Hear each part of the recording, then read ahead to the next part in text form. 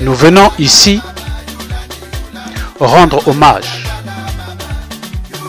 à notre fille, notre sœur, notre nièce et notre cousine, Merveille Bazonzela. Merveille Bazonzela a été tuée en Kayi.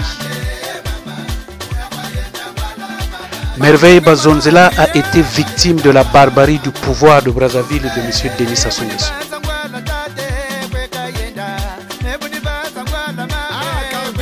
Ma fille Merveille Bazonzela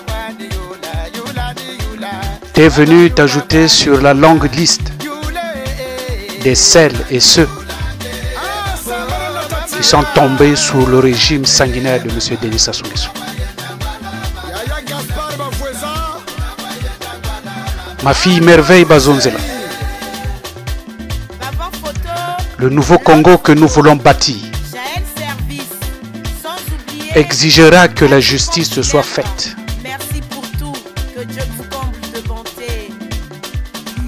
Ma fille Merveille Bazonzela, tout le Congo te pleure. Repose en paix.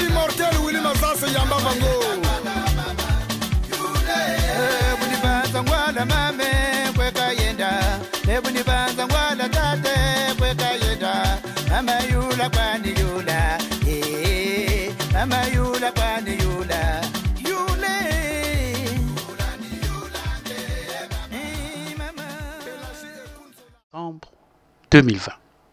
Ici, c'était Congo. Le Congo d'été travailleur, le Congo d'été technocrate, le Congo d'été tranquillité, le Congo d'été transfert.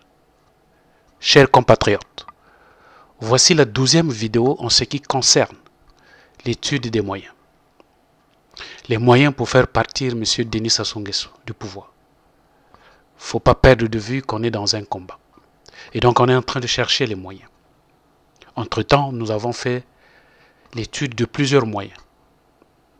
Parmi les moyens, on peut les citer, les manifestations de la rue, des grèves, des coups d'État, des dialogues nationaux, même le Conseil national du dialogue de M. Martin Berry. Nous avons ici aussi étudié la participation à l'élection présidentielle de 2021. Et dernièrement, nous avons étudié la conférence nationale BIS.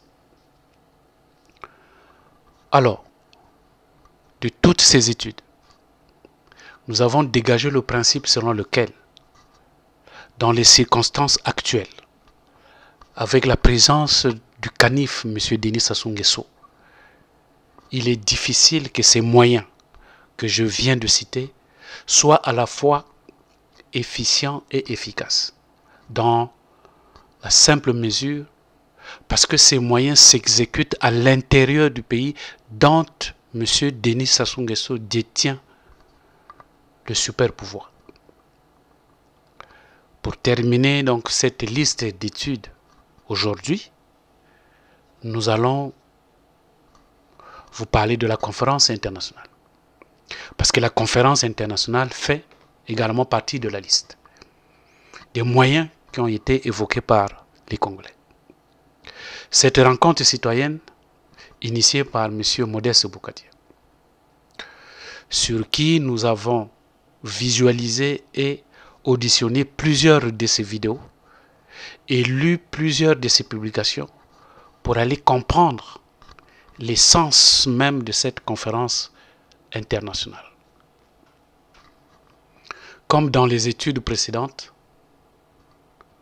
nous nous posons une série de questions qui vont nous permettre d'illustrer la pertinence de l'efficacité et de l'efficience de ce moyen qui est donc la conférence internationale. Voilà pourquoi nous nous posons la question de savoir, la conférence internationale, ce moyen, est-il à la hauteur de faire partie de M. Denis Sassou Nguesso? Ce moyen qu'on appelle la conférence internationale, va-t-il nous permettre de réaliser nos objectifs de résistance et d'atteindre nos résultats?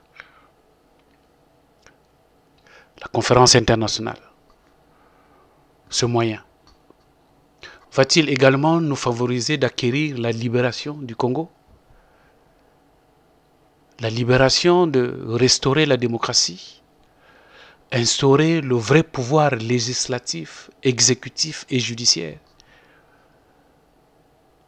Va-t-il nous permettre de redéfinir l'armée et restaurer l'État congolais dans son ensemble? C'est autant de questions qu'on se pose. Alors pour répondre et comprendre la philosophie de cette conférence, nous allons faire 2 vidéos. Nous allons faire 2 vidéos pour donner la chance aux Congolaises et aux Congolais de mieux comprendre la raison de la tenue de la conférence nationale. Et donc dans cette première vidéo, nous parlerons de la conférence. Mais la conférence dans la peur. Nous parlerons ensuite de la conférence internationale. Elle est-elle parasitée par d'autres vecteurs? Nous parlerons également de l'euphorie politique pour la conférence internationale. La conférence internationale est-elle le chemin de l'espoir? Pourquoi la communauté internationale? Alors, dans cette rubrique, nous parlerons de la communauté internationale à la rescousse du Congo. Et ici, nous allons évoquer l'accord de Libreville. Nous parlerons également de la communauté internationale à la rescousse des autres pays africains. Ici, nous allons évoquer le cas du Rwanda avec l'accord d'Arusha. Centrafrique avec l'accord de paix global de Libreville. Djibouti avec l'accord avec l'Érythrée. Et enfin la Côte d'Ivoire avec l'accord de Marcoussis.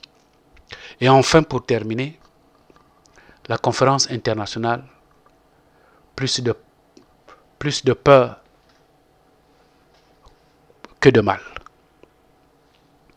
Dans la deuxième vidéo que nous ferons prochainement, nous parlerons du questionnement sur la conférence internationale. Ce questionnement sera pour dégager la quintessence même de cette conférence internationale. Et nous ferons l'état comparatif de tous les moyens que nous avons étudiés jusque-là. Voilà, peuple congolais, ce qui va donc constituer le plan d'étude de notre analyse sur la conférence internationale. Peuple congolais, lorsque nous faisons des vidéos, c'est pour sensibiliser le peuple. Simplement pour dire que nous sommes un semeur des mots, un semeur des expressions, un semeur des idées, des projets, des maquettes et projets de société. Nous sommes là pour refléter l'image des Congolais et dire haut ce que les politiciens ne veulent pas dire ni entendre. Mais en même temps pour vous faire connaître M. Sassou Nguesso, qui est le cible de notre combat. Nos vidéos n'ont ni une force de loi, mais sont là pour décrier la catacombe dans laquelle le Congo est plongé par le pouvoir de Brazzaville. Les vidéos sont là pour susciter la dynamique de la diaspora radicale de France et d'ailleurs. Nos vidéos peuvent inspirer le pouvoir, pourquoi pas, l'opposition ou la diaspora radicale afin de trouver une voie de sortie à la crise.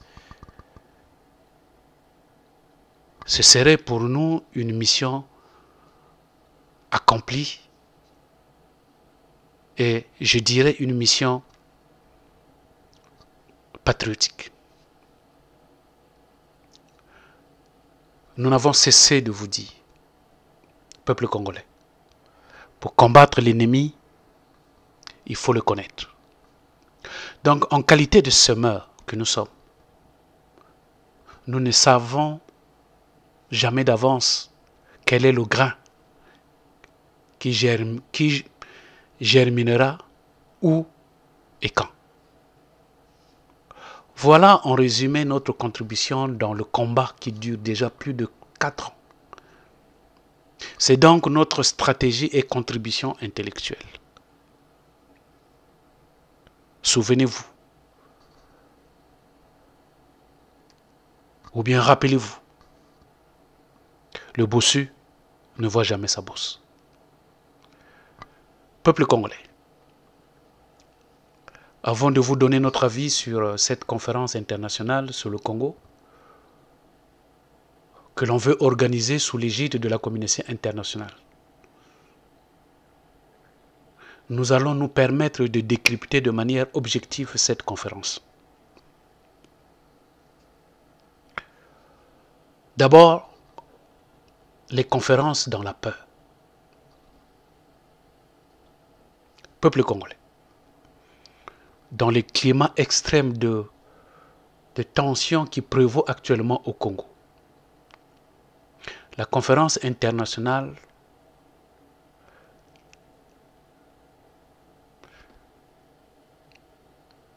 constitue vraiment un moyen ou un passage obligé qui devait permettre à notre pays de sortir pacifiquement et durablement.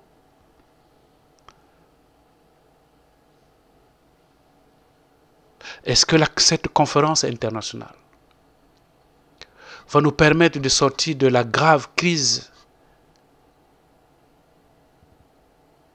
qui plombe notre pays aujourd'hui et éviter au peuple congolais le retour des guerres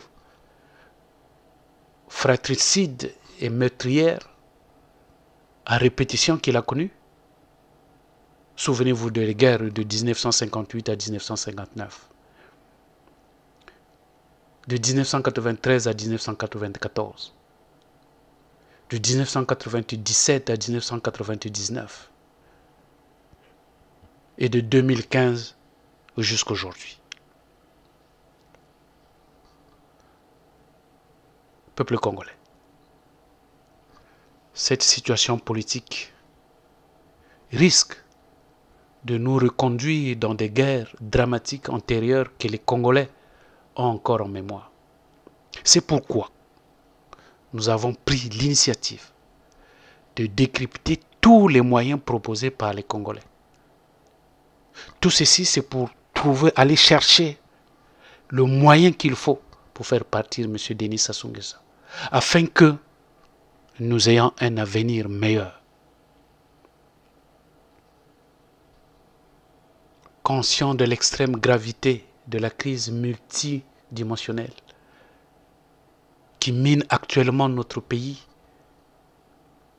et farouchement attaché à une paix véritable et durable, à l'unité et à la concorde nationale, ainsi qu'aux valeurs républicaines et de la démocratie, cette crise devait-elle trouver son dénouement par la conférence internationale?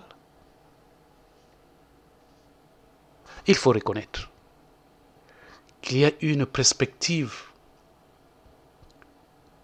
de coup d'État constitutionnel qui se pointe à l'horizon. Les Congolais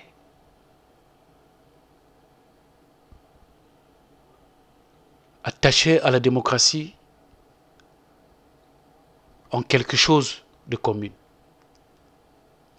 C'est que les Congolais refusent le passage en force inopportun du régime présidentiel actuel à un autre régime de gouvernance. Le changement ne se limite pas qu'à l'homme qui est M. Denis Sassou Nguesso. Mais le changement doit s'étendre jusqu'au système et au clan Sassou. Le jeu politique veut une alternance démocratique dans la paix, sans les armes. Il veut réhabiliter des droits individuels et collectifs constitutionnels. Au regard de l'importance que suscite ce dialogue international, nous demandons à toutes les organisations de défense de la démocratie, de la défense des droits de l'homme, de la communauté internationale de s'associer à cet élan patriotique indispensable. Les Congolaises et les Congolais de l'intérieur, de la diaspora radicale, de l'opposition congolaise, doivent-ils considérer que le moment est plus que jamais venu? D'une part, d'en finir avec le climat politique conflictuel actuel qui continue de faire retomber le Congo dans les drames du passé, et d'autre part, de passer dès maintenant à l'acte. En ouvrant sans délai un vrai dialogue politique, celui que nous appelons la conférence internationale, qui devrait rassembler toutes les forces vives de la nation. Il n'est plus à démontrer que le clan Sassou et son gouvernement sont des déchets politiques qui gangrènent notre société. Alors les laisser polluer d'avance notre société par des actes de corruption et de verrouillage politique au profit d'un clan n'est plus supportable. Le combat doit doubler de perspicacité, doit doubler d'énergie, de stratégie, menée sur tous les fronts. Nous le savons en plus, que la classe politique congolaise est plus que jamais à la croisée des chemins.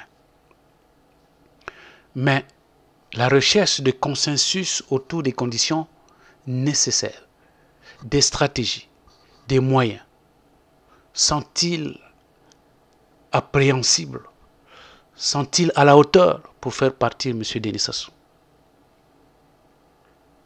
C'est ça notre inquiétude. C'est ça notre préoccupation. Des moyens soulevés par l'opposition, des moyens soulevés par la diaspora radicale depuis 23 ans dans le pays, des moyens que nous avons longuement décryptés, qui n'ont jamais fait bouger le régime de M. Denis Sassou Nguesso, même d'un iota, divisent davantage des acteurs impliqués.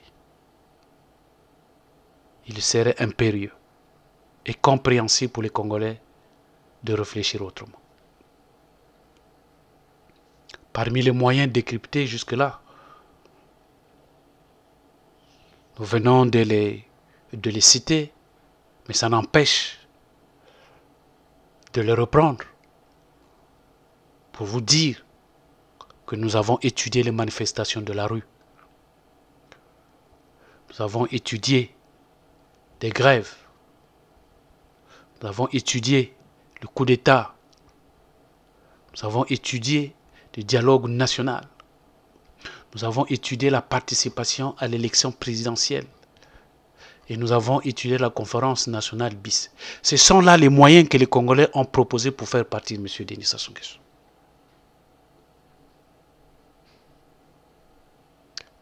Au Congo, un simulacre d'opposition apparentée ne cesse de faire bonne mine auprès du pouvoir, se faire attirer plus d'attention et vivre aux dépens de celui qui l'écoute. Voici plus de 6 mois que cette opposition demande la prolongation du mandat présidentiel jusqu'en 2023. Une autre opposition en rang dispersé s'est déjà prononcée pour les élections de 2021. Une simple pratique qui consiste à préparer le chemin de papa.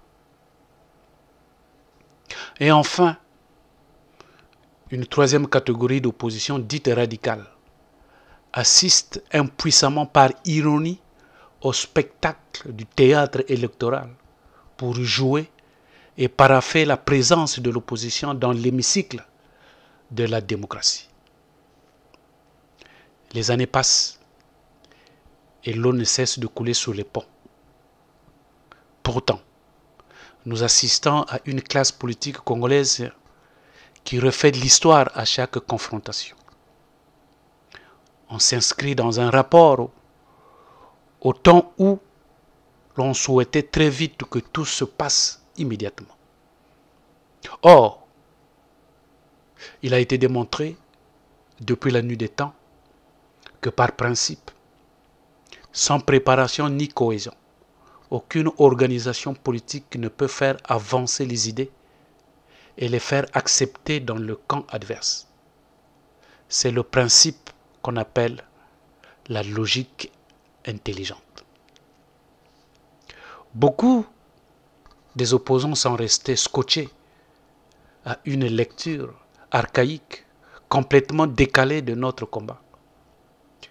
Il est acté par bon nombre de politiciens que la victoire est souvent liée à un bon dosage de rassemblement des énergies. Je voulais dire par là, il doit y avoir une synergie. Surtout, parler une seule même voix. À notre humble avis, c'est là le plus grand dilemme de la diaspora congolaise. La diaspora radicale a déjà marqué ses empreintes dans le combat pour la restauration de la démocratie au Congo. Nous avons d'ailleurs fait 2 vidéos dans lesquelles nous avons démontré l'importance, nous avons démontré l'inéluctabilité de la diaspora républicaine. Le pouvoir en place a pris conscience du poids que représente une diaspora radicale unie et organisée. Donc la diviser et la manipuler est une aubaine pour le régime de Brazzaville. Sur ce point, on peut le dire, sans risque de nous tromper, que le PCT manie bien la politique de la terre brûlée et il en fait sa stratégie de résistance. Et très souvent, il en sort grandi. Les Congolais savent prendre à contre-pied le PCT. Les amplitudes politiques dépliées par le régime et son parti ne peuvent épeurer la diaspora radicale qui en maîtrise la fréquence. Alors, la question qu'on se pose, la conférence internationale peut-elle être victime des énergies destructives qui peut l'affaiblir? Peuple congolais. Cette question nous pousse à se poser la question de savoir, la conférence internationale est-elle parasitée par d'autres vecteurs politiques? Ayant grossièrement tenté de museler l'opposition, mais surtout la diaspora radicale, le pouvoir de Brazzaville se heurte aujourd'hui à un mur infranchissable et à la détermination d'une diaspora radicale plus que déterminée qui s'impose comme un acteur incontournable sur lequel il faut nécessairement dialoguer. Nous félicitons le travail qui se fait en notre sien, en découpant les branches affectées par la sève de l'arbre du PCT. Par simulation, qu'on pourrait appeler, le Tapinanthus benguesis. Peuple congolais, c'est un terme biologique. Pour vous donner une illustration, en fait, c'est un arbre parasitaire qui se greffe sur un autre arbre pour pouvoir la sécher. Ce qu'on appelle en lari nkunkuta. L'arbre de la diaspora radicale commence à devenir propre, justement parce que nous avons taillé les branches affectées.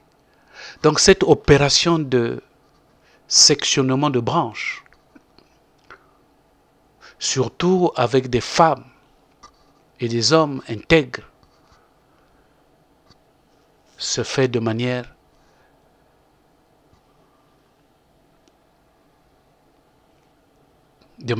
très puissante. Ce nettoyage qui se fait avec des hommes et des femmes intègres, dépourvus de toutes ambitions égoïstes, nuisibles,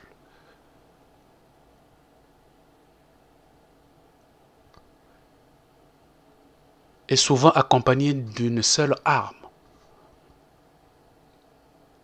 celle de la compromission et d'unique volonté de sauver notre pays, le Congo. Suite au bilan de notre pays délabré et en déliquescence, les observations, le diagnostic et les pistes de solutions sont disponibles. Mais la solution viendra-t-elle de toutes les bonnes volontés par la conférence internationale, qui devrait aboutir à un modèle politique et institutionnel consensuel? Rappelez-vous, peuple congolais, le FMI a relevé la mauvaise gouvernance, la corruption et le manque de sincérité. La presse internationale, quant à elle, a complété cette liste par des incivismes, par les scandales financiers, l'irrespect des droits humains et les irresponsabilités. La parodie de justice confirme les injustices et les violences avec les arrestations arbitraires, simulacres des procès et des procédures, etc. La déclaration des évêques catholiques du Congo du 10 mai 2018 est un diagnostic sans équivoque.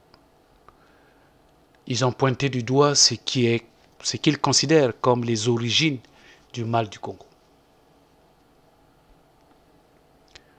La prévision de la Constitution en 2015, malgré leur mise en garde à l'époque,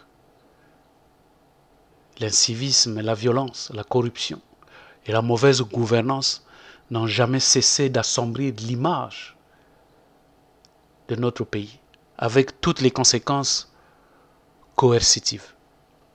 De l'incivisme à la corruption, ils n'ont trouvé aucune circonstance atténuante sur la manière dont les autorités politiques et administratives ont conduit le pays à la dérive en débit de l'embellie financière sans précédent de ces dernières années. Ils ont notamment mis en exergue le préfinancement sur les contrats pétroliers, le niveau élevé de la dette, la corruption généralisée, l'enrichissement personnel inexpliqué. Ils ont également évoqué la crise dans le département du Poul, le génocide qui ne pourrait être résolu que par une réconciliation véritable à travers la recherche de la vérité, de la justice, des réparations. Cette lecture des nouvelles donnes constitue donc une bouffée d'oxygène dans les poumons des vrais démocrates pour organiser la conférence internationale. Revigorer la conférence internationale ne devrait pas se laisser ranger par le champignon qu'on appelle Basidiomycète. Basidiomycète. Peuple congolais. Les Congolais, dans la détermination et la volonté de vouloir s'en sortir à travers une conférence, s'excluent de se greffer de toutes sortes d'énergies parasitaires pouvant l'empêcher de se mouvoir. Alors, peuple congolais, faut-il une euphorie politique pour la conférence internationale? Ceci nous amène à dire, à la sortie de la conférence nationale souveraine en 1992, les Congolais sont rentrés dans une euphorie politique démocratique, comme des chiens enragés, libérés dans des cages. Ce qui peut d'ailleurs s'expliquer. Ce qui peut sembler normal après une privation de droits démocratiques depuis 1963.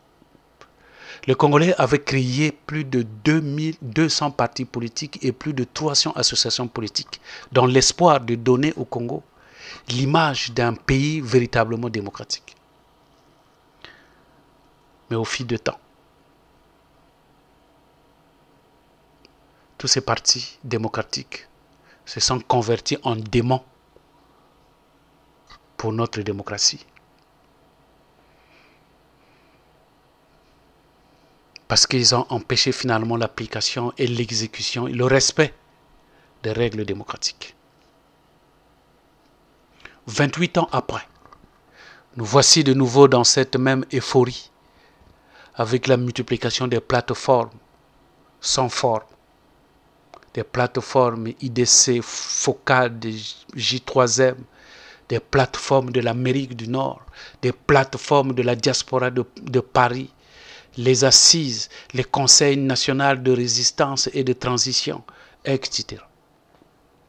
Sans compter les partis politiques validés par le ministre de l'Intérieur. La multiplication des projets de réforme a créé une autre ligne de division au sein de l'opposition politique, de la société civile et de la diaspora radicale congolaise. Dans un paysage politique marqué par une très grande fluidité, aucun regroupement, association ou comité politique de l'opposition et de la résistance n'est à l'abri de scission.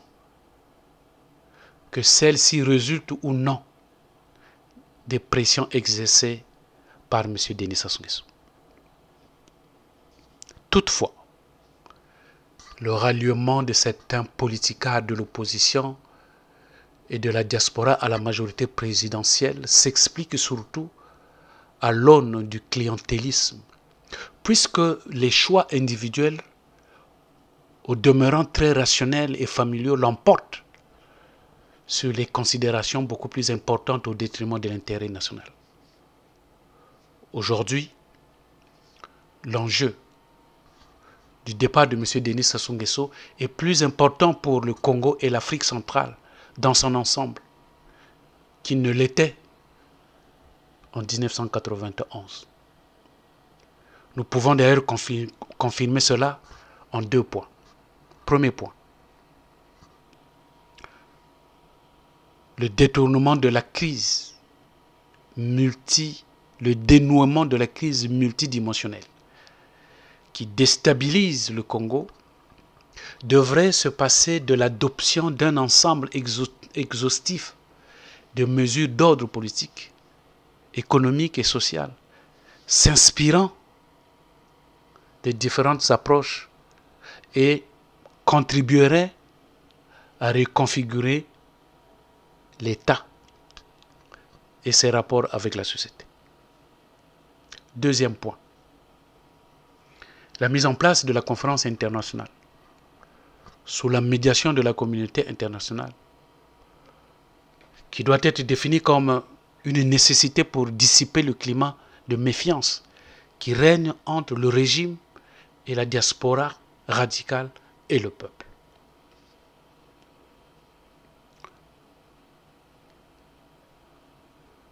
La communauté économique des États de l'Afrique centrale, CEAC, pourrait d'ailleurs constituer le pivot régional de ce processus de dialogue qui serait conduit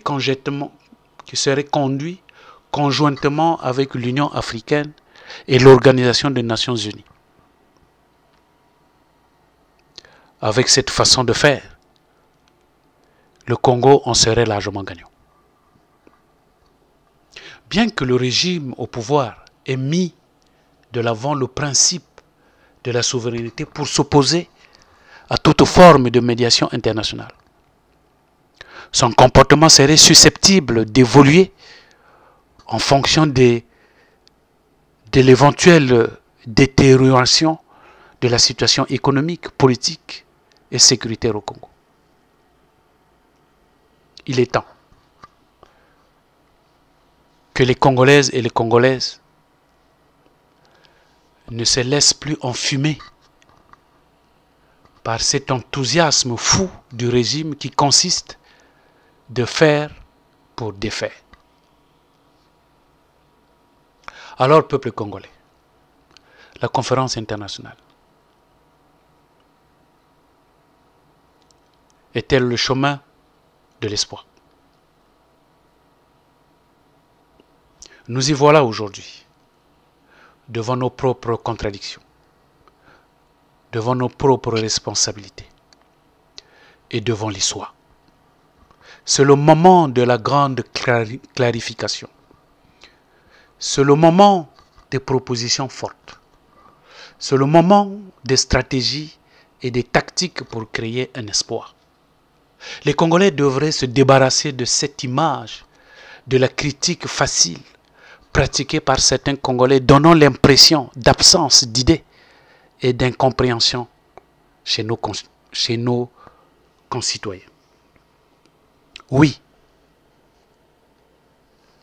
les Congolais, nous les connaissons.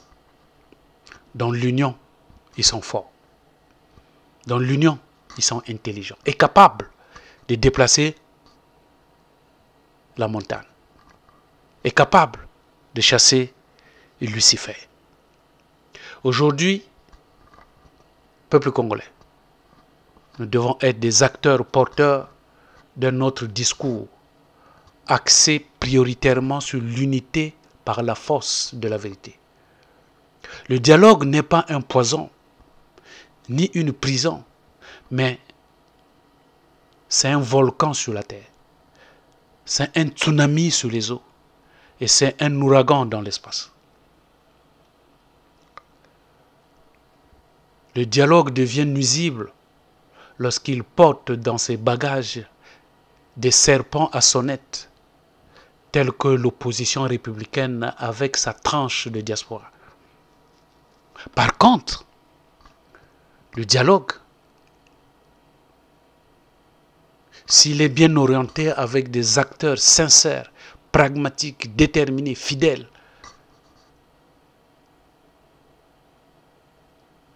devient bénéfique pour l'ensemble du pays. Alors, peut-on discuter avec les serpents de la sonnette, ceux qui ont peur de la vérité, ceux qui ont peur d'être jugés, ceux qui viennent discuter tout en préparant la guerre, ceux qui ne pensent qu'à protéger leurs intérêts mesquins et égoïstes au détriment de l'avenir de notre pays, ceux qui se retrouvent en conciliabule quand on se retrouve à Paris. Naturellement, par métaphore, Nous avons expliqué dans une de nos vidéos, qui est déjà en ligne, que le mal des politiciens congolais, c'est de vouloir mettre toutes les eaux de la mer dans une bouteille. Ce qui fait la grandeur des grands hommes, ce n'est autre que son savoir-vivre ajouté à son savoir-faire. Peuple congolais, le principe d'aller à un dialogue ou à une conférence nationale ou même à la conférence internationale devrait du coup être accepté par tous en se dépassant des égos. Le principe doit être considéré comme une vertu de la liberté de s'exprimer et d'aimer ce qui est bien pour tous. Ce qui nous permet de dire que les démocrates ne devraient donc pas refuser de participer à un débat lorsque celui-ci est organisé dans l'art et dans l'esprit démocratique. Il appartient donc à tout un chacun de faire preuve de dépassement d'ego, de savoir ses préalables ou de proposer son contenu. Il est clair, et nous ne cessons de le dire, que le Conseil national de dialogue voulu par M. Denis Sassou Nguesso, mené par M. Mbéri, n'a pas été initié dans cette vision que nous venons de vous décrire. C'est pour cette raison qu'il fut un mort-né, car il portait en lui les germes de sa propre destruction. Une leçon est à retenir pour les Congolais. Les Congolais du nord au sud, de l'est à l'ouest, veulent exprimer à travers un dialogue. Ils veulent s'exprimer aujourd'hui à travers une conférence nationale ou internationale dont M. Denis Sassou Nguesso n'aurait le contrôle ni assurer la sécurité des partisans. Un moment d'action, de réflexion pour ouvrir la voie vers la réussite dans la paix, dans l'unité, le travail et le progrès. Alors, pour les aspirateurs de la conférence internationale, nous voulons vous dire que ceci devrait vous interpeller. Être loin de toute idée de faire de cette conférence un moment de règlement de compte, mais plutôt faire de ce dialogue un moment de rassemblement, de clarification, d'intelligence et de sagesse. Répondre à la question de savoir, mais comment le Congo est arrivé à cette situation catastrophique? Eh bien, ça serait le sens qu'il faudra accorder justement à ce grand rassemblement.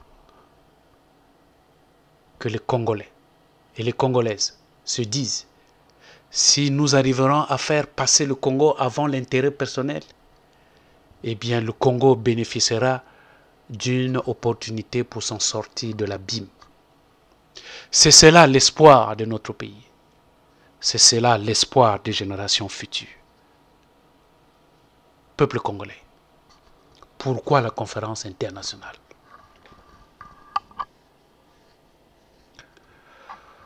Par la conférence internationale, nous voyons la communauté internationale. Alors, la communauté internationale à la rescousse du Congo. A-t-elle déjà été à la rescousse du Congo? Eh bien, oui. Parce qu'il y a eu ce qu'on appelle l'accord de Libreville. Qu'est-ce qui s'est donc passé? Quelle était donc la contribution de la communauté internationale? Le 5 juin 1997, des combats ont éclaté à Brazzaville, opposant les forces du président Pascal Lissouba. Pascal Lissouba avait des milices qu'on appelait des Kokoy, les Mamba, les Zoulous et les Aubervillois, d'un côté. Et de l'autre côté, la milice de l'ancien président Denis Sassou Nguesso, composée donc des Cobras et des mercenaires. Et parmi les mercenaires, il y avait des Tchadiens, les Rwandais, les Angolais, des Libanais, des Centrafricains et les Congolais du RDC. Grâce aux efforts de la communauté internationale, de médiation présidée par le président du Gabon, Omar Bongo, un accord de cessez-le-feu avait été signé le 15 juin 1997. Dès le lendemain, le président Omar Bongo adressait une lettre au secrétaire général de l'ONU pour souligner le caractère précaire de cessez-le-feu, jugeant impérieux pour le Conseil de sécurité des Nations Unies de déployer une force adéquate à Brazzaville.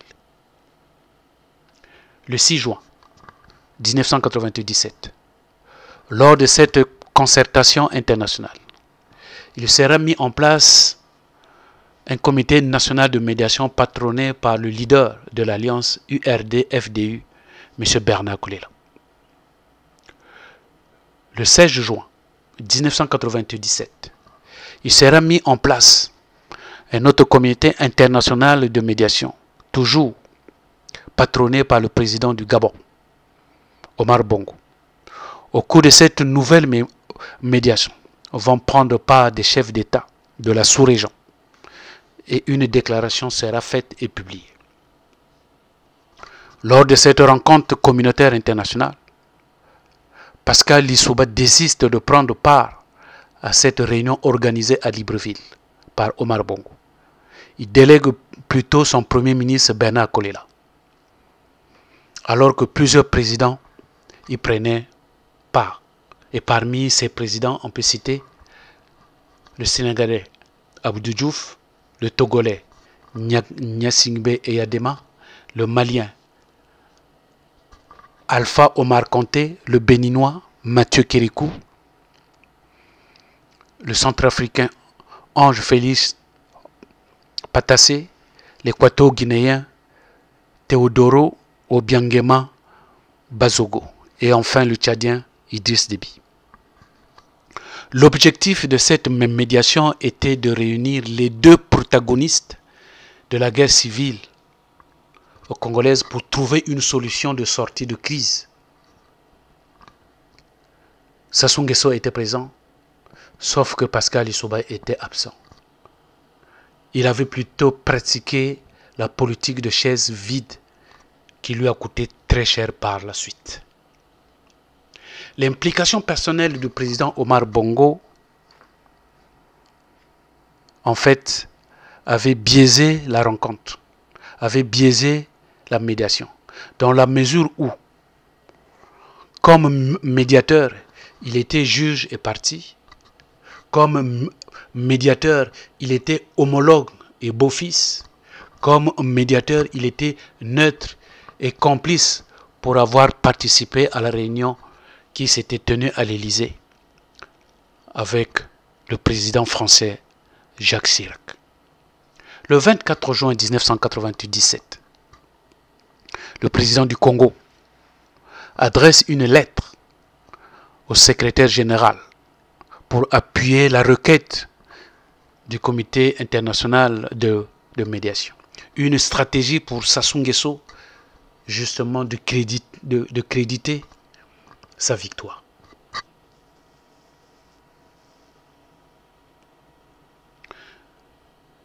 Le 13 août 1997, le Conseil de sécurité réuni publie une déclaration selon laquelle il fixe les conditions de déploiement d'une force, à savoir le respect scrupuleux d'un cessez-le-feu, l'acceptation du contrôle international de l'aéroport de Brazzaville. la volonté de parvenir à un règlement négocié englobant tous les aspects politiques et militaires de la crise, la situation au Congo s'aggravant par la présence des forces étrangères aux côtés des belligérants. Le 16 octobre 1997, le Conseil condamne toute ingérence extérieure. Il se déclare disposé à rechercher les moyens par lesquels l'ONU peut faciliter encore davantage un règlement politique, notamment en assurant éventuellement une présence de l'organisation en République du Congo. Le Conseil, ayant reçu les informations selon lesquelles les éléments armés angolais combattaient aux côtés des belligérants, publie le 29 octobre une déclaration pour exprimer sa grave préoccupation et demander à toutes les forces étrangères mercenaires compris de se retirer immédiatement du pays. Sauf que toutes ces déclarations sont restées mortes. Jamais elles ont été appliquées. Jamais elles ont connu un début d'application, ni de suivi. Et M. Denis Sassou Nguesso, ambitieux et hypocrite, en fait sien les arguments selon lesquels la démocratie au Congo n'a jamais disparu, où l'esprit de la construction participative est toujours en symbiose constante avec celui qui anime parfois l'opposition, celle de destruction démocratique. Un autre argument, sortir de la logique de la concession à celle du fanatisme violent. Voilà comment M. Denis Sassou Nguesso exploite cela, explique cela.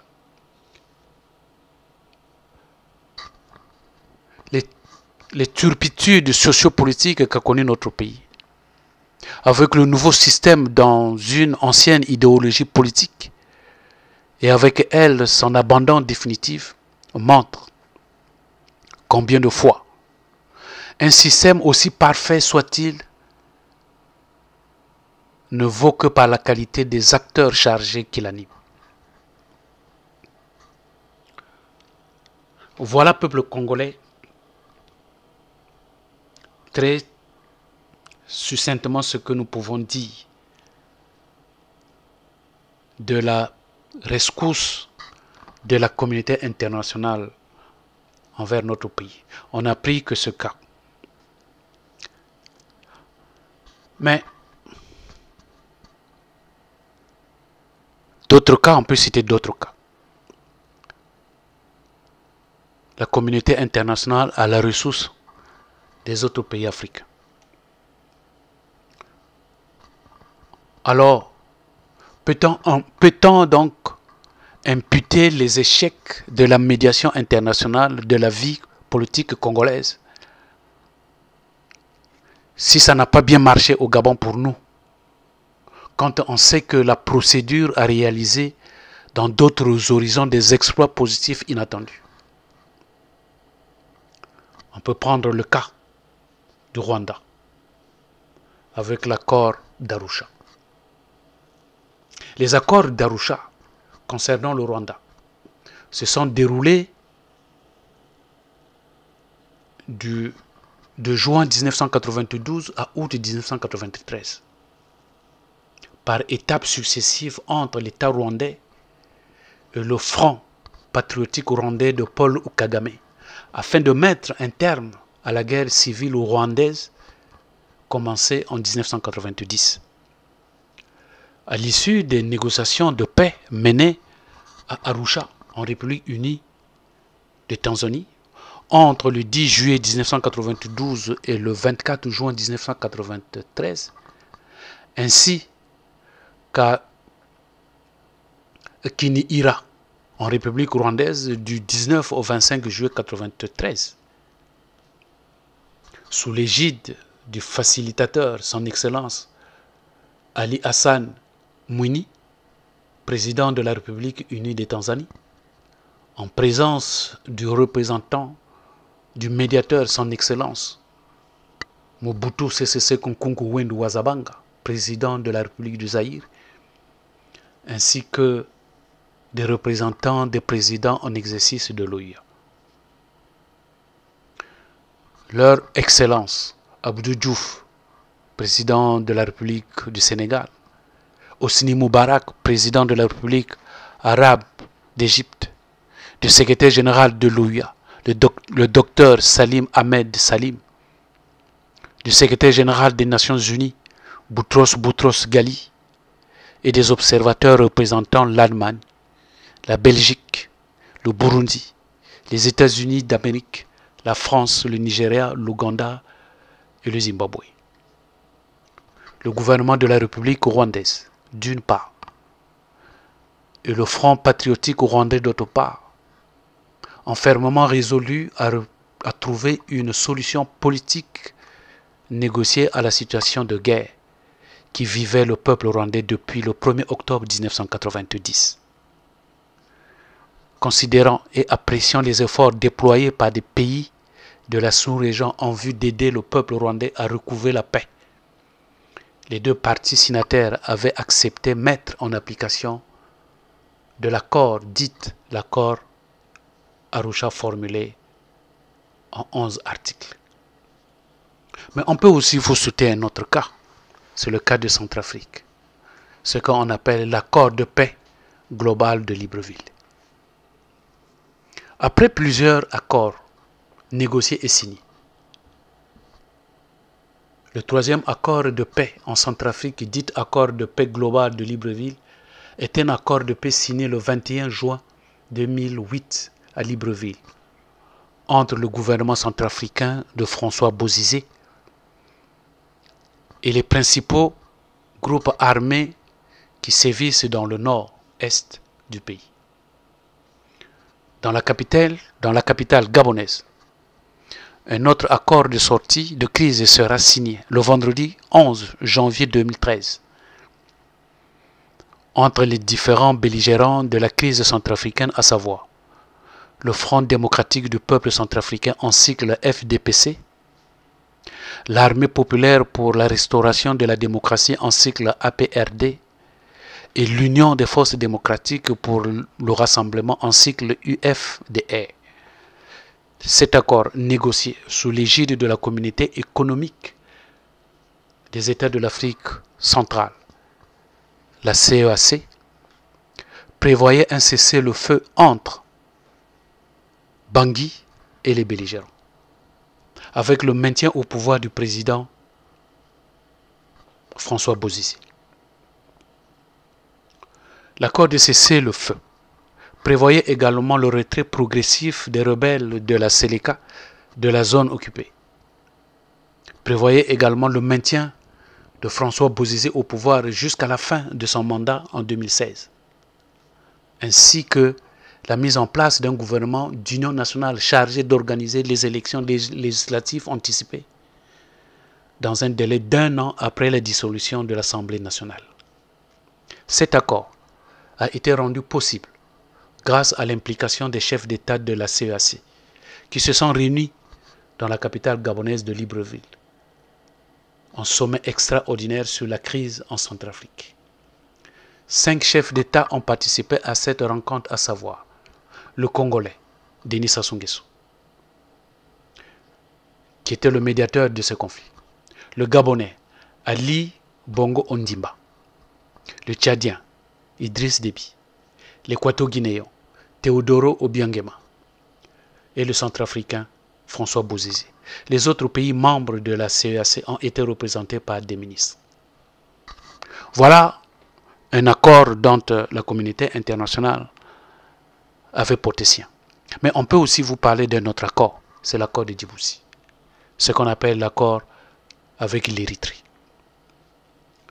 La guerre civile djiboutienne est un conflit opposant le Front pour la restauration de l'unité de la démocratie ainsi que le FRUD au régime de Hassan Goulen Aptidan, accusé de favoriser les Issa au détriment des Afars, qui éclatent durant l'année 1991.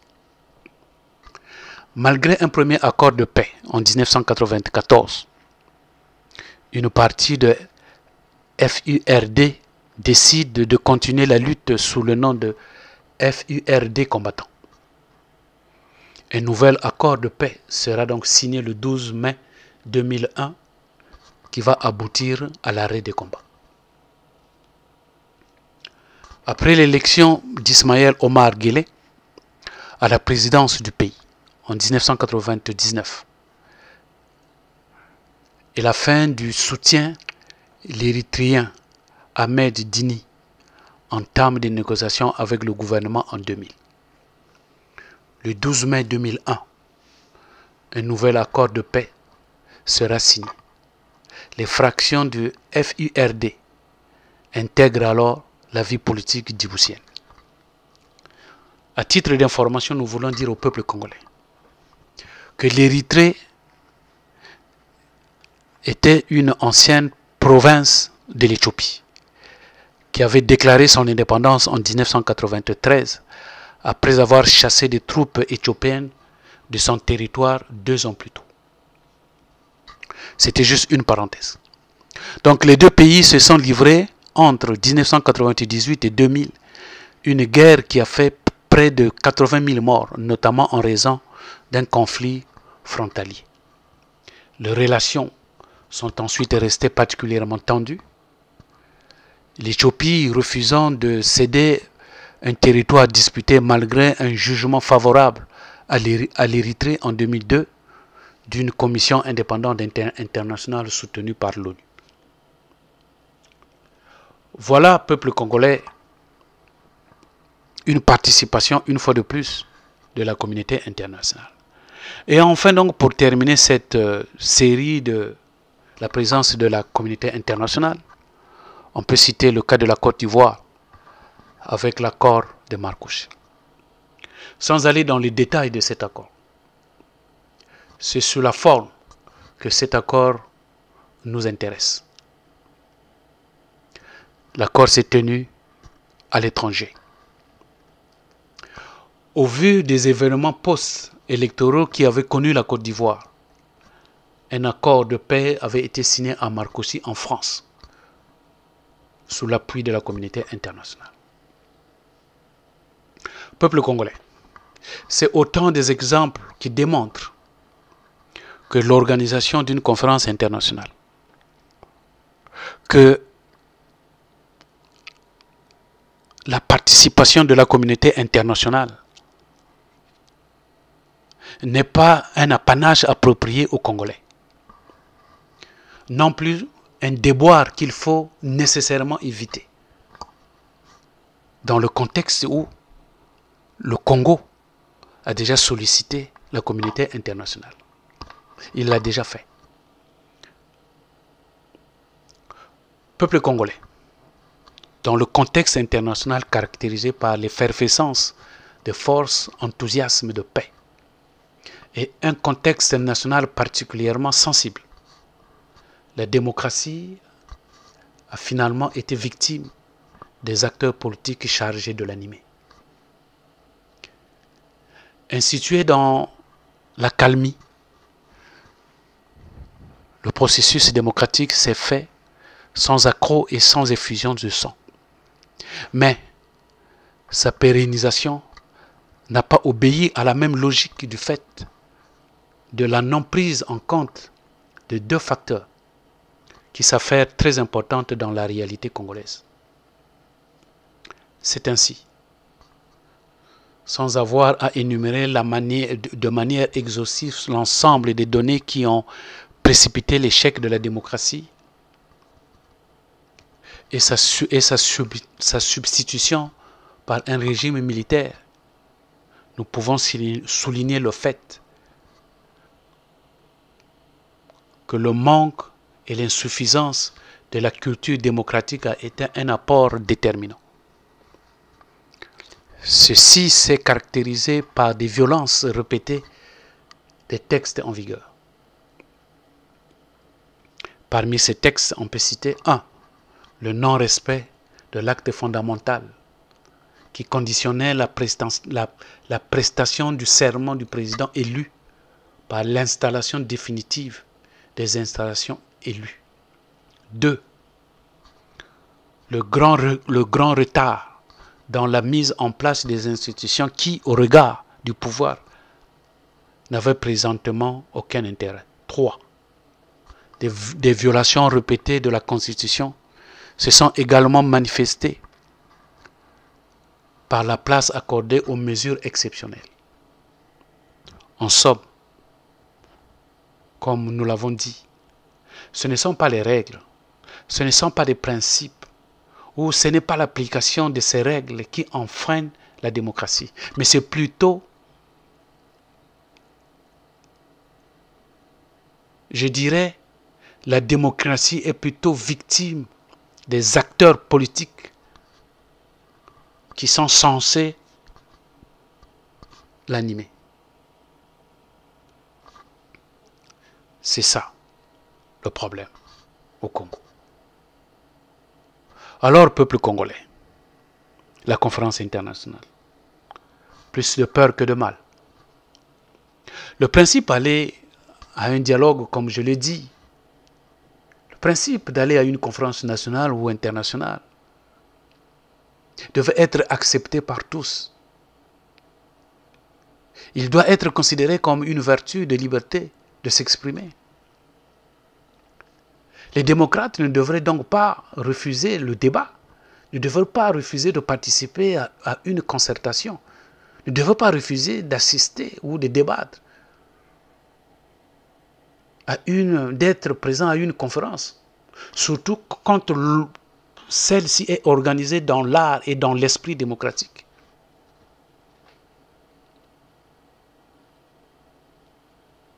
Il appartient donc à tout un chacun de faire preuve de savoir-faire, de faire preuve de savoir-dire et de faire preuve de savoir proposer. Voilà pourquoi les Congolais doivent être animés d'une motivation participative et constructive à la conférence internationale.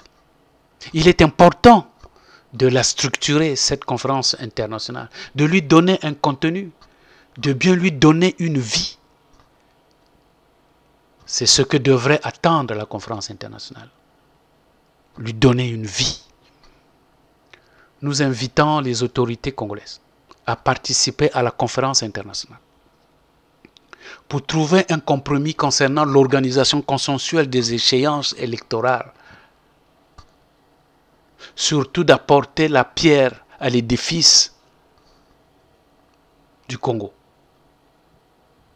Ce Congo-là que nous voulons bâtir. Peuple congolais. Maintenant que nous sommes convaincus que participer à la conférence internationale n'est pas un leurre, mais plutôt une vertu démocratique, que les Congolais doivent en être fiers. Il n'y a plus de peur que de mal de participer à ce grand Kanza, comme on le dit en Boshi, de participer à ce grand Mwanze, comme on le dit en Vili, de participer à ce grand Nzoalono, comme on dit en Teke, et de participer à ce grand Mbongi, comme on le dit en Kikongo. Peuple congolais. Pour terminer, si dorénavant, participer à la conférence internationale ne peut faire l'objet d'aucune résistance ou d'aucun malentendu, il va falloir connaître qui organise la conférence internationale, pourquoi tenir la conférence internationale, comment organiser la conférence internationale, quand organiser la conférence internationale, où organiser la conférence internationale, quelle procédure pour la conférence internationale. La conférence internationale Est-elle le pion qu'il nous faut pour gagner notre jeu de dames, pour gagner notre combat? Les leaders de cette conférence internationale sont-ils sortis de l'école du caméléon? La conférence internationale a-t-elle le moyen? Est-il un moyen efficient pour faire dégager M. Denis Sassou Nguesso?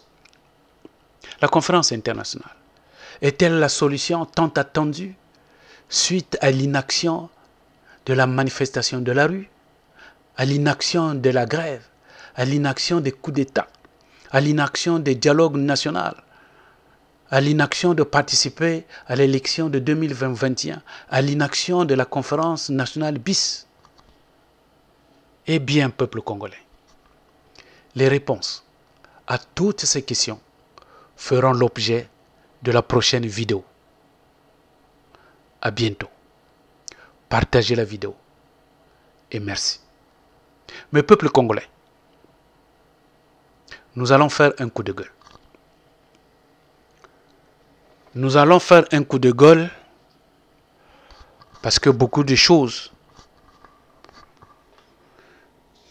sont dites ces derniers temps sur les réseaux sociaux. Et donc nous voulons apporter quelques précisions. D'abord, nous voulons remercier des internautes qui nous encouragent, qui nous envoient des messages. Nous voulons vous dire merci. Et vous demandons de partager les vidéos pour que les autres aussi apprennent de ce que nous leur disons. Alors, ils m'ont posé beaucoup de questions, mais toutes ces questions tournent autour de 4 questions. Et donc, ce sont ces 4 questions que je vais répondre. La première question,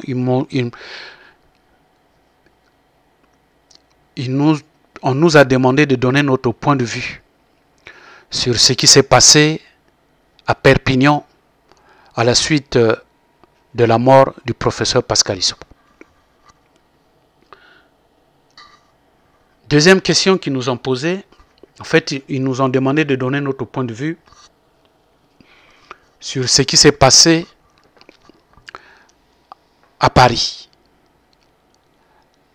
à la suite du voyage de Madame Mounari. Ils nous ont aussi demandé quel était notre point de vue sur la scission qui est évoquée par notre frère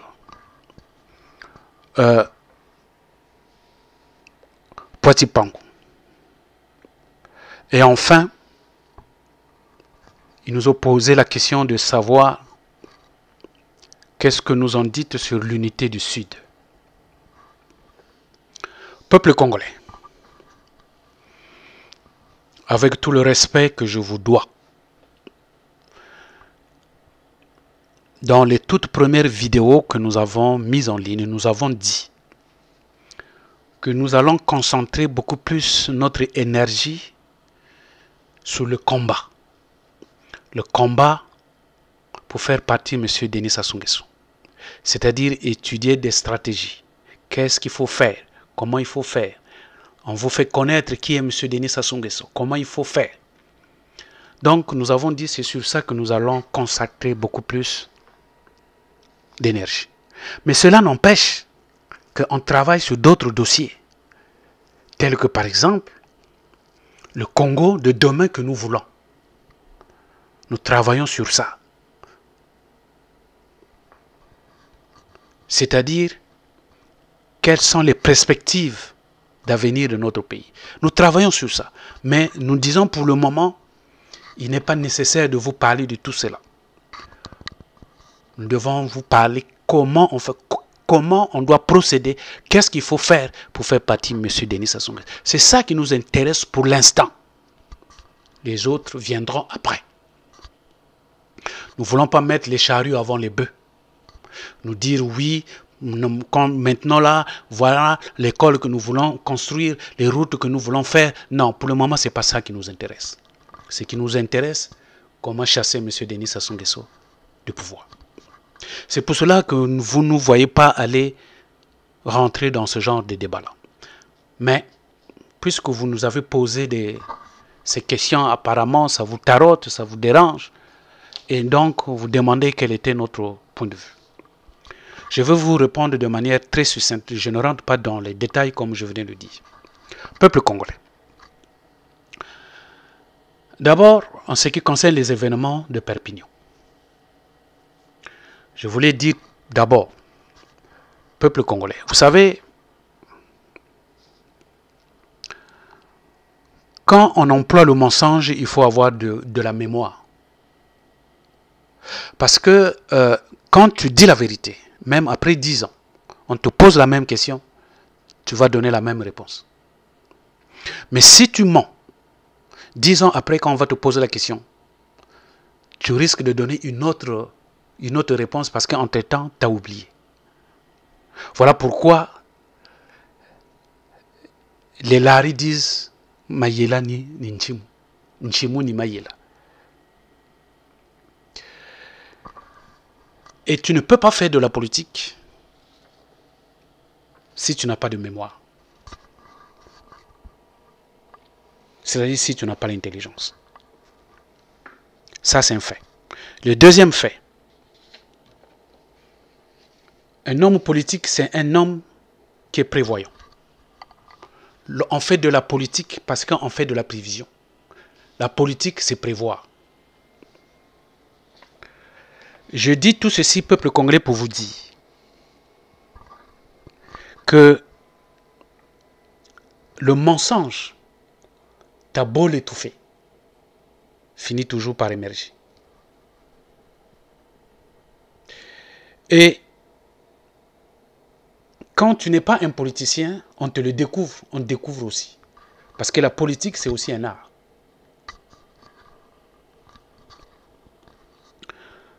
Aujourd'hui, avec les réseaux sociaux, on a maintenant beaucoup de politiciens. C'est ceux-là que moi j'appelle des politiciens des réseaux. Plein. Alors, c'est ce qui s'est passé à Perpignan.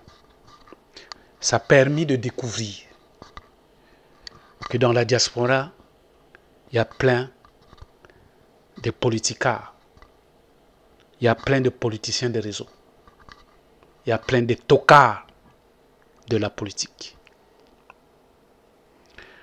Je ne peux pas concevoir que soi-disant un politicien va dans un milieu où il est censé savoir que dans le milieu où je m'en vais, je vais trouver des opposants. Ça, c'est une évidence. Et donc, quand on connaît l'évidence, qu'est-ce qu'on fait? On devient prévoyant. Or, quand vous entendez M. John Benitenzawa, dans les explications qu'il vous a données, il dit, on était à l'hôtel, j'étais là, et subitement, les gens arrivent. Non, en politique, il n'y a pas de subitement. Parce que quand tu parles de subitement, ça veut dire que tu n'étais pas prévoyant. Mais en fait, ce n'était pas une surprise. Il vous l'a dit. Il dit, en dehors de ce qui nous divise, M. Tati Mabiala, c'est mon frère. Après tout, c'est mon frère. Il vous l'a dit. Donc, est-ce que c'est vraiment de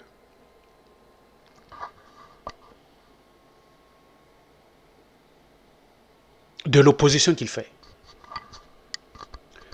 On ne cesse de le dire. Dans la politique, ce sont les intérêts qui comptent. Même si c'est mon frère, mais du moment où on est déjà en politique, ce sont les intérêts qui comptent. Nous sommes en train de défendre, nous, dans le combat, les intérêts collectifs. de la nation. Alors qu'en face, j'ai mon frère, c'est vrai, c'est mon frère, mais mon frère, lui, il défend ses intérêts personnels. Donc, on n'est plus les mêmes choses. On ne défend plus les mêmes choses. On ne peut même pas sabler le champagne. On ne peut même pas lever les V de la main, montrer, lever ta main et former un V. Ça explique quoi? Le V, là, quand on le monte, c'est le V de la victoire. Comment, lui, il peut former un V et dire qu'il est en train de faire un combat? Un combat qu'il n'a jamais gagné, mais il forme un V de victoire. Ça veut vouloir dire quoi? Peuple congolais. Donc, vous comprenez que ce monsieur, je l'ai d'abord démontré depuis longtemps et je lui ai dit que ce monsieur, ce n'est pas un politicien. Ce monsieur, c'est quelqu'un qui est souvent surpris. Suivez ces vidéos depuis. Combien de fois il s'est adressé au peuple congolais pour dire à bientôt, le combat va finir. Maintenant, on est prêt. Peuple congolais se fait. Depuis qu'il le dit aujourd'hui, il n'a rien. Donc, c'était pour dire au peuple congolais que vous devez faire attention. Il faut faire attention que ne vous laissez pas emporter par ces politicards que moi j'appelle des tocards en politique. Il faut faire attention. D'ailleurs, je reviendrai sur ce monsieur parce que j'ai encore une charge pour lui. Je vais vous le démontrer à plus forte raison parce qu'en dehors, qui n'est pas politicien, c'est en plus, ce monsieur, je veux vous dire que c'est un tribal. Je vais vous le démontrer prochainement. En ce qui concerne les événements de Madame Mounari, à Paris, une fois de plus, peuple congolais. Il y a un proverbe, Larry, qui dit Nyoka kaba bongelaka yoko kati. Vous ne pouvez pas regarder Mounari maintenant. Regarder Mounari maintenant, c'est vouloir le prendre par le milieu. Et ça, c'est pas bon. Mounari a une queue et a une tête. C'est un serpent qui a la tête et qui a la queue. Donc ne le prenez pas par le milieu. Qu'est-ce que je veux dire? Mounari a une histoire. Et il faut aller regarder son histoire. Vous le savez que Mounari a été la directrice, le cabinet de directrice du professeur Pascal Lissouba. Donc, c'était l'oreille et les yeux de Pascal Lissouba. Donc, tout ce que Lissouba a connu au dernier moment, Mounari était au courant. N'oubliez pas que Mounari était parti en Angola pendant que ça tournait mal à Brazzaville. Qu'est-ce qu'elle était partie faire en Angola? Peuple congolais. Nous avons vu les faits. Mounari. Pascal Lissouba avait payé les armes en Israël. Les Israéliens sont venus pour monter ces armes-là, donner aux Cobra, aux Kokoy, aux Mamba et aux Aubervillois.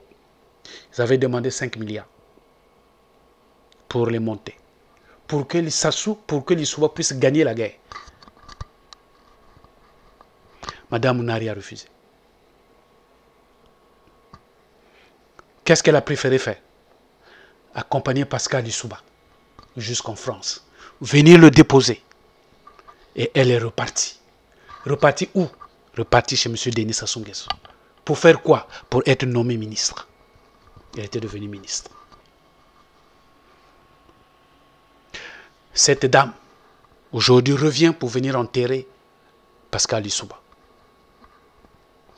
Et vous voyez dans quelles circonstances elle est venue. Elle vous a dit, c'est le ministre qui l'a appelé. Viens chercher un passeport. C'est le ministre qui lui a donné le billet. Va payer le billet. Elle est partie. Peuple congolais. Avec tout ça, vous allez vous dire que Madame Mounari fait partie de l'opposition. Mounari, elle a participé à l'élection présidentielle. Elle avait eu combien de pourcentage? Elle n'a même pas eu 4 pourcentage. La personne qui avait eu 4%, c'est Tassima Biala. Elle avait eu 1%. Peuple congolais, qu'est-ce que vous pouvez attendre d'une dame pareille? Et quand elle arrive à Paris, puisque la mission était de diviser, vous aviez suivi celui que j'appelle mon fils, Faye Mounama. Il vous a tout expliqué. Donc, il va rassembler ses siens, ses proches. Ceux-là qui peuvent rassembler. Qu'est-ce qu'ils ont fait? Ils ont formé une fois de plus une plateforme. Peuple congolais, les plateformes au Congo, il y en a plusieurs. On forme, on annule, ça n'a jamais. Ce qui est malheureux, ils donnent la date où ils forment, mais ils ne donnent jamais la date où c'est dissous. Ils ne font que former des assises, des comités, des commissions, de ceci. Peuple congolais, 4 ans, sinon 23 ans depuis 1997 que ça soit revenu au pouvoir, que les Congolais forment des plateformes, ils forment des formes pour des formes qui ne donnent pratiquement rien. Là, il est venu, il a laissé les Mapimba, mais ce garçon de Mapimba, vous connaissez cette histoire, une fois de plus. Vous voyez ce monsieur, vous pensez que c'est Mapimba, dans le procès de Dabira, si on l'a condamné, vous pensez que c'est pour rien, ce garçon? Je vous ai dit dans une des vidéos, j'ai démontré que ce garçon est très dangereux. Très dangereux. Et j'avais dit au professeur, au docteur Michel Pandi, que ce monsieur, que tu marches avec lui, tout ce que tu feras ne marche pas. Dans la lutte que nous sommes en train de faire, si tu marches avec lui, ça ne marchera pas. Il ne m'a peut-être pas cru. Et il continue. Et là, il est avec Ngombe, et vous allez voir. Et là, il est avec Mounari, vous allez voir. Il était avec Yombe, vous aviez vu. Il est partout, partout. Il vous a dit que la politique, c'est toujours occuper les médias. Il faut être parmi les premiers. C'est ce qu'il fait. Il est toujours là. Ce monsieur-là. Je vous ai dit qu'il est dangereux. Et ce monsieur a tenu les armes. Souvenez-vous, il a crié pour la situation de Jean-Marie Michel Moukoko. Il avait donné le délai. Où est-ce que nous en sommes? C'est à cause qu'il aurait donné un préavis à Sassou. Que s'il ne le libère pas en 24 heures, Sassou va voir. Où est-ce que nous en sommes aujourd'hui? Peuple congolais, je peux vous dire, ne vous inquiétez pas de tout ce qu'ils sont en train de faire.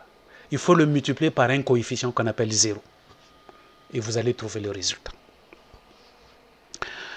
Alors je vais continuer et vous dire qu'est-ce que j'en pense de ce que parle de la scission avec mon frère Robert Patipango. Bon, nous avons aussi fait déjà une vidéo avec ça. Je ne veux pas trop rentrer en détail aussi avec ça. Mais la scission, c'est une solution. Mais est-ce que c'est la meilleure? Il faut toujours trouver la meilleure solution. Je ne veux pas rentrer dans ces détails, c'est sa position, mais en résumé, puisque vous voulez mon point de vue, je ne partage pas ce point de vue-là. Il y a meilleur que ça. Nous avons vu des pays qui n'ont pas fait la scission, mais qui évoluent. Pour ne prendre que l'exemple, simple, hein, le Rwanda. Quand il y a eu les Hutus et les Tutsis, si notre frère Robert Patipango vivait là-bas, c'est sûr qu'il allait demander la scission au Rwanda. S'il était rwandais, il allait diviser, dire, vu ce qui s'est passé, de la manière dont il y a eu génocide là aujourd'hui, nous devons faire la scission au Rwanda, pas question. Il faut qu'on fasse la scission. C'est son point de vue, je le respecte. Mais Kagame n'a pas eu la même vision que mon frère. Poitipanko. Lui, il a fait l'union. Et aujourd'hui, on est en train de voir ce qui est en train de se passer au Rwanda. Donc, je crois que mon frère, il faut qu'il regarde un peu. C'est vrai, moi qui te parle, je suis du Poul. Je comprends ce qui t'anime, qui t'amène à avoir cette vision. Mais il y a une autre façon de faire une scission. Parce que quand j'ai entendu le frère, comment il a parlé du fédéralisme et de la confédération en Suisse, c'est ça qu'il faut aller, c'est ça qui m'a intéressé. Et c'est là où on se rejoint. Mais pas dans la scission telle qu'il le faut. Alors, pour terminer, vous m'aviez posé la question, qu'est-ce que j'en pensais de l'unité du Sud? Peuple congolais. L'unité en tant que telle n'est pas une mauvaise chose. Une unité, c'est bien. Parce que derrière l'unité, il y a l'amour. Derrière l'unité, il y a l'entente. Derrière l'unité, il y a le rassemblement. Derrière l'unité, il y a la concertation. Donc, aujourd'hui, on ne peut pas dire que l'unité, c'est une mauvaise chose. L'unité, c'est bien. Je suis d'accord qu'on parle de l'unité. Mais le problème, et c'est ce que je suis en train de dire, je veux vous dire, quand on parle de l'unité, quand quelqu'un vous parle de l'unité, si aujourd'hui je vous parle de l'unité, ben c'est parce que je suis déjà en désunion avec quelqu'un. Si je ne suis pas en union avec quelqu'un, si je veux faire l'union avec quelqu'un, ben c'est tout simplement parce qu'on est en désunion.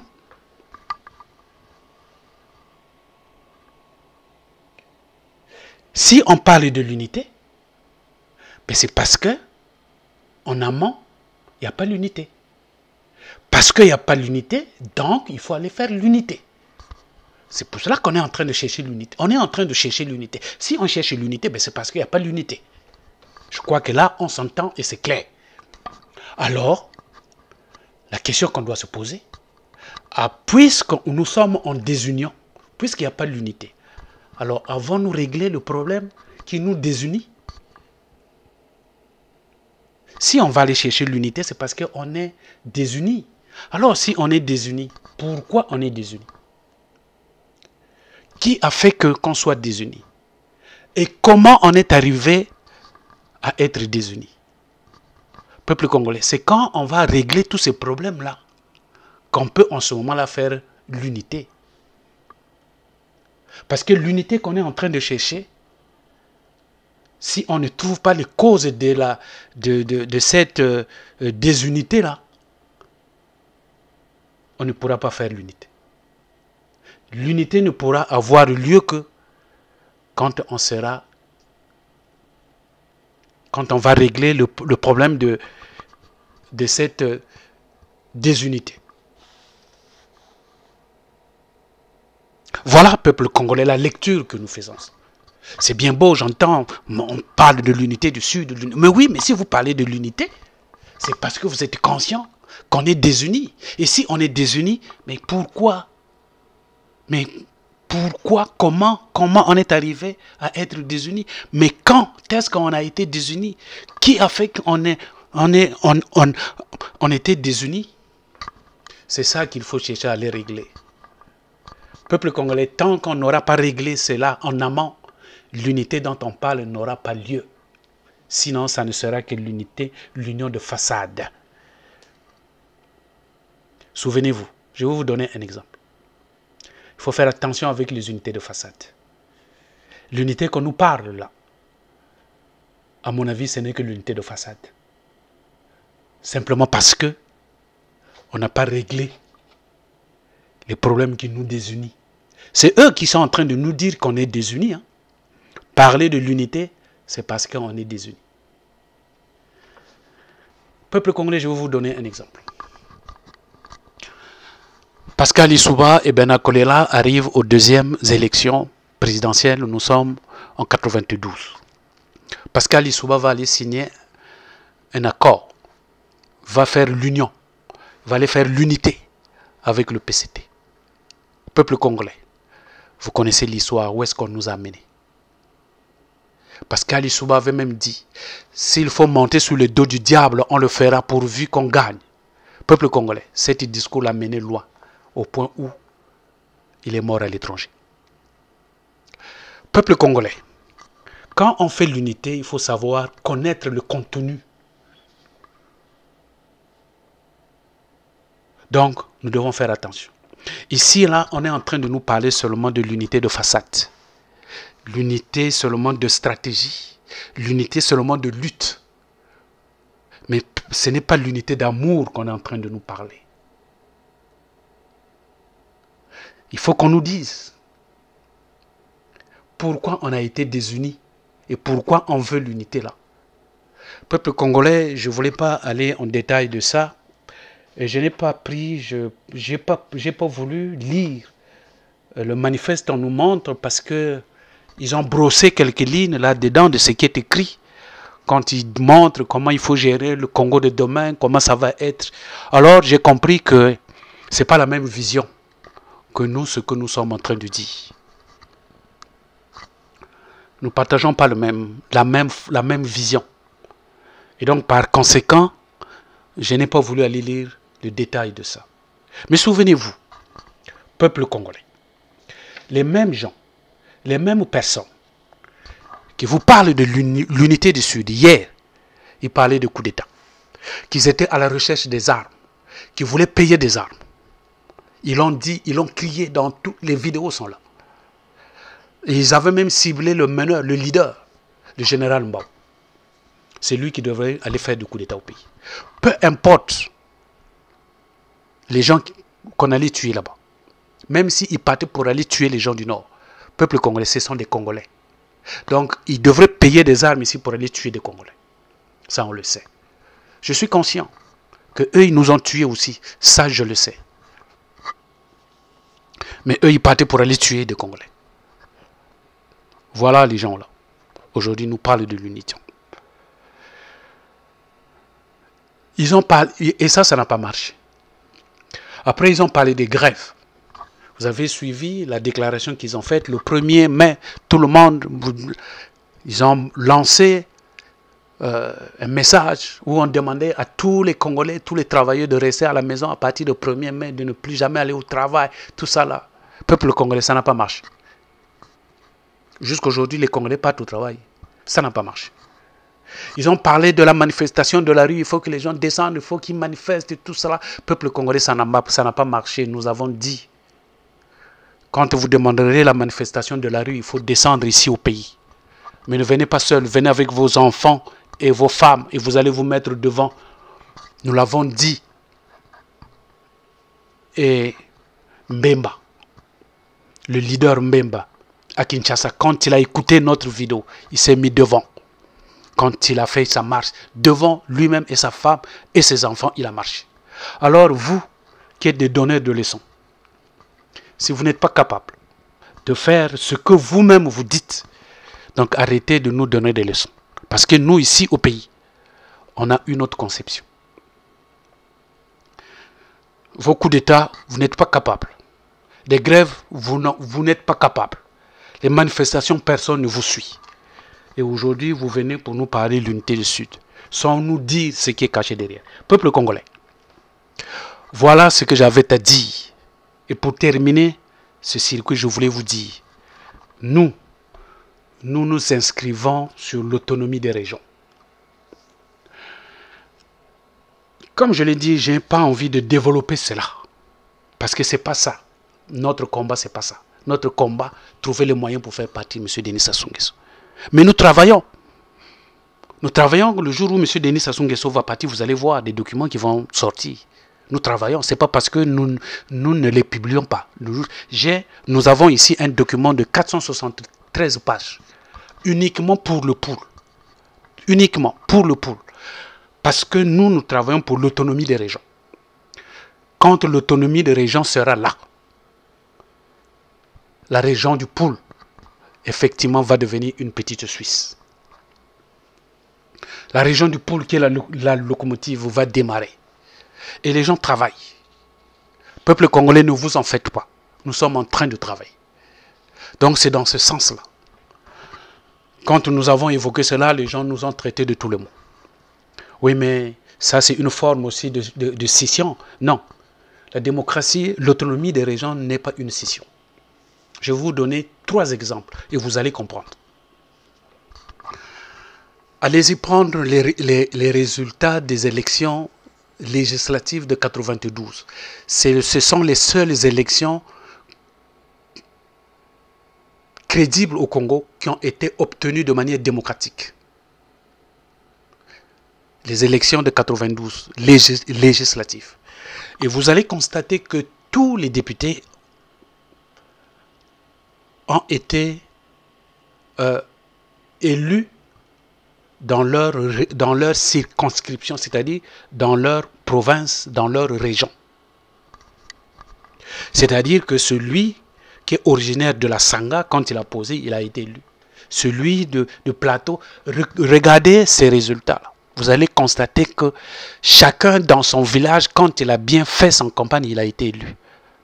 Dans le Poul, on n'a pas élu quelqu'un de la Sanga. Dans les Kouilo, on n'a pas élu quelqu'un des Plateaux. On a élu les ressortissants de chaque ville, de chaque région. La question que je veux vous poser, ça là, est-ce que ça c'est la scission? Est-ce que ça c'est la discrimination? Non. Je vais vous poser une autre question.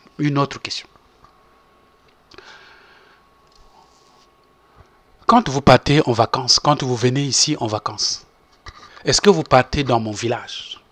Vous les gens du Nord, vous partez dans mon village? Ou vous les gens du Grand Niari, est-ce que vous venez dans le Poul? Vous partez dans vos villages? C'est tout à fait normal. On ne vous en veut pas, ce qui est tout à fait logique d'ailleurs. Est-ce que le fait de le faire là, c'est une... On va dire que vous êtes des tribalistes? C'est la question que je vous pose.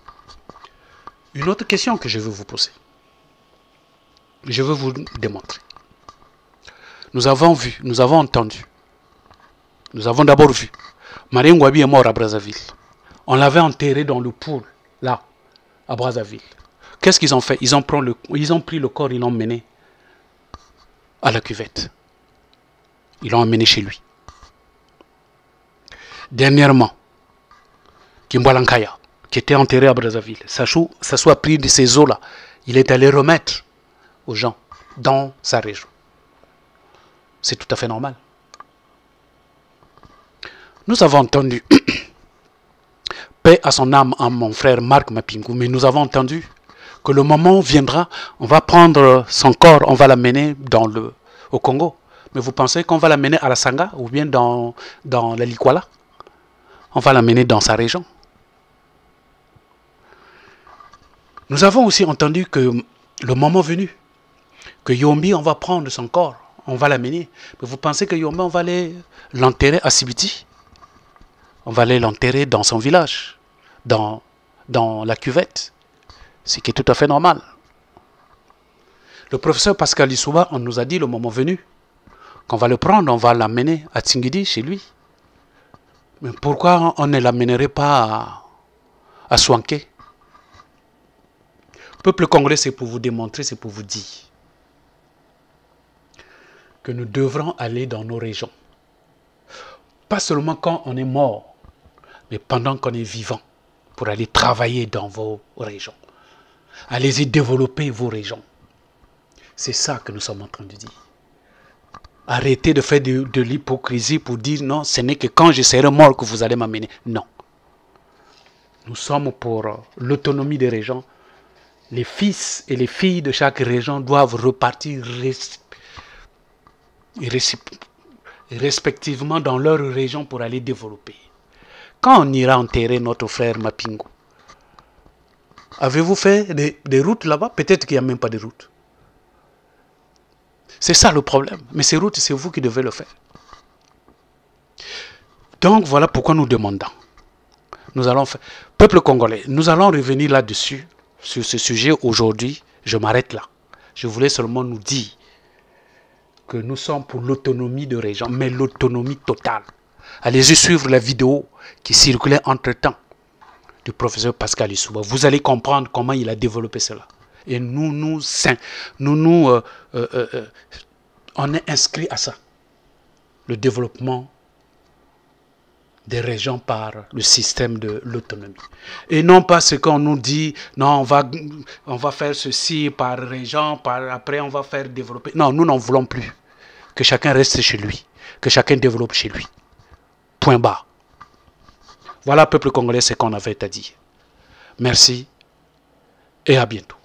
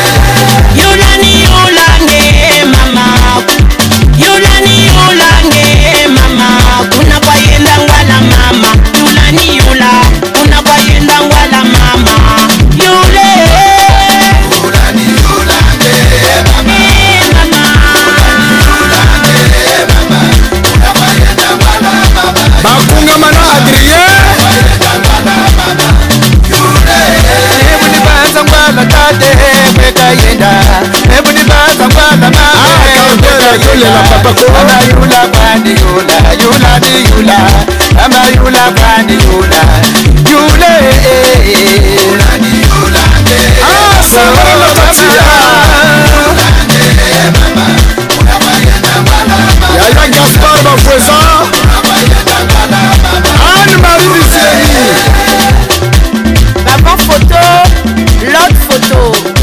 Jaël Service, sans oublier Tati Pompe Funèbre.